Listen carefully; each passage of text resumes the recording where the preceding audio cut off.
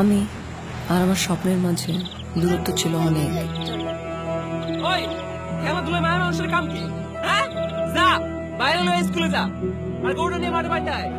বাধা এসেছে পথে নামার আগেই।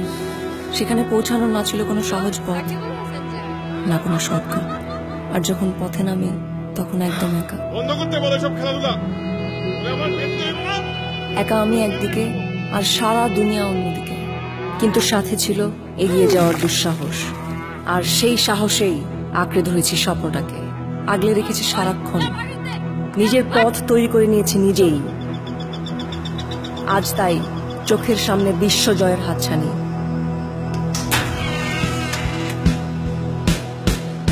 পেছনে সারা দেশ,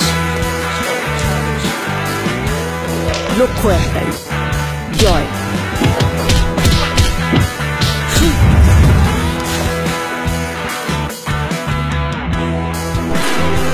এই জয় নিজের স্বপ্নের জয়, এই জয় 16 কোটি মানুষের জয়।